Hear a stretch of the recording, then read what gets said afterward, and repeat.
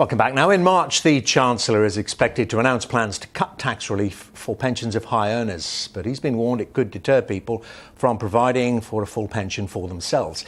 That comes alongside changes to the state pension age, which mean women currently in their 50s, some of them will have to work until they're 66 by the end of this decade. Well, I'm joined now by the Labour MP Frank Field. He's chair of the Work and Pensions Committee. Very good morning to you, Mr. Field. Let's start with that warning about the state pension, and in particular a section of women who it looks like are going to get a raw deal by the raising of the pension age. I've got a raw deal. I mean, the Labour government, the last Labour government, and then the coalition government changed the pension age for women, and it particularly affects those women born in the early 1950s, and particularly those towards the end of the 54, 55.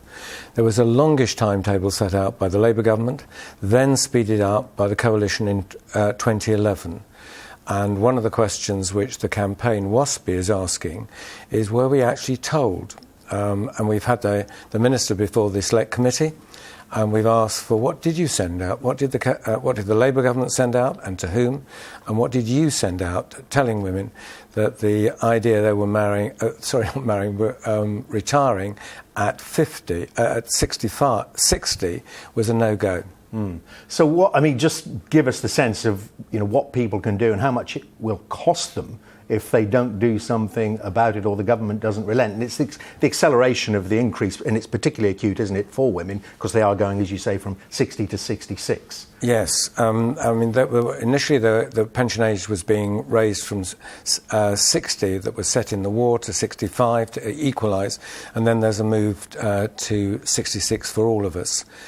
The problem that the members that have been before the Select Committee have actually highlighted is that they were not properly informed about this, and now it's too late for them to work harder, save more, and therefore they face a retirement which is totally unexpected to the retirement that they actually thought they were getting.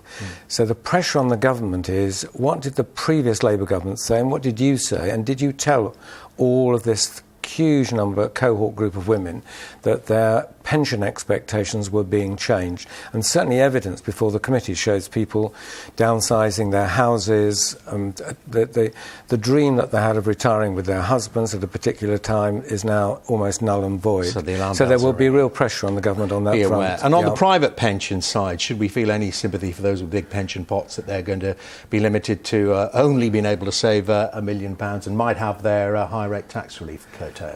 It's a good story to run, and no doubt there'll be pressure on the government to justify these privileges. But there's a really big story behind all of this, and that is, over a long period of time, we've given pensions huge tax privileges. Money paid into the pensions schemes are not taxed. You tax when the money is actually drawn out. The cost to all of us currently is £27 billion. And what I'd like the Chancellor to do is not have another go at limiting this relief. I'm in favour of him doing that. But saying this is the last big chance we've got doing something really big with a huge tranche of money. Now, there's no way that you should actually introduce this quickly. It should be phased in. But if you think of no tax relief and £27 billion, in a very short period of time, you could build up a sovereign wealth fund for this country. We didn't do that with North Sea oil. We could do it with this. And therefore, when people are talking about who pays for High Speed 2, who pays for seriously building houses, instead of grovelling off to the Chinese, we could actually use our own money to be sort of self-contained in that, and people then see the real benefits of the infrastructure investments.